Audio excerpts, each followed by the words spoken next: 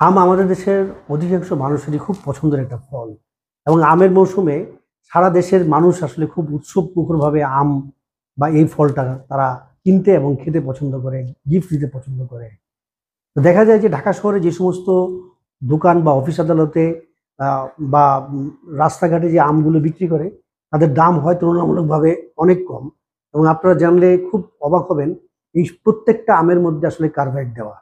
তো অনলাইনে অনেকে আম বিক্রি করেন এবং অনলাইনে আম বিক্রি করার ক্ষেত্রে সবচেয়ে বড় চ্যালেঞ্জ হচ্ছে আম যেহেতু আপনারা অনেকেই 12 কেজি, 20 কেজি, 24 কেজি কেনাকাটা করেন, সেক্ষেত্রে আম রক্ষণাবেক্ষণ যথাযথভাবে না করলে আম পচে যেতে পারে এবং পচে যায়।